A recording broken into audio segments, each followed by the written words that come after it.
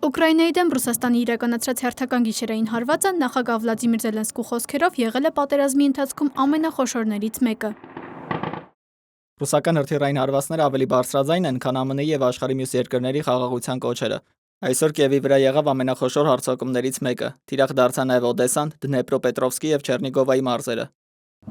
Ընդհանուր առմամբ ռուսական կողմը հարձակման մեջ օգտագործել է 315 անօդաչու եւ 7 հրթիռ, այդ թվում 2 հյուսիսկորեական արտադրության բալիստիկ հրթիռներ, կան զոհեր, 13 մարդ է վիրավորվել։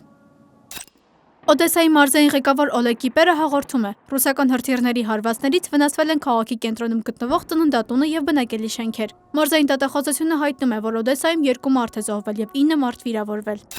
Ռուսական բանակը հարվածներ է հասցրել նաև Ուկրաինայի հյուսիսարևելյան Խարկովի մարզի 8 բնակավայրերին, օգտագործելով տարբեր տեսակի զինատեսակներ։ Վիրավորվել են առնվազն 4 քաղաքացի, վնասվել են նաև քաղաքացիական ենթակառուցվածքներ։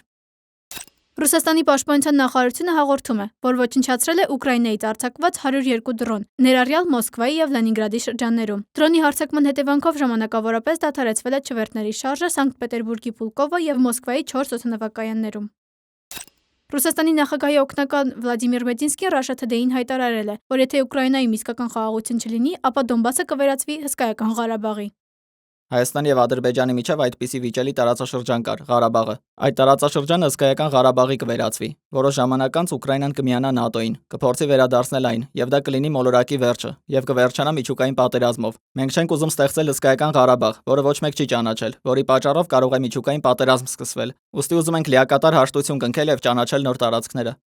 Ադրբեջանի արտգործնախարարությունը բուռն արձագանքել է Մեդինսկու հայտարարությանը, մեղադրելով նրան իբր փաստերի աղավաղման մեջ։ Բաքուն նշել է, որ Ղարաբաղը երբեք վիճելի տարածք չի եղել, եւ Ռուսաստանն այն ճանաչում է որպես Ադրբեջանի տարածք։ Ռուսաստանի արտգործնախարարության խոսնակ Մարիա Զախարովան պատասխանել է Բաքվի քննադատությանը։ Մնապարզաբանել է, որ Մեդինսկին խոսել է պատմական ասպեկտի եւ մարդկանց ցավի մասին։ Անի Հովհաննիսյան, Rio Media։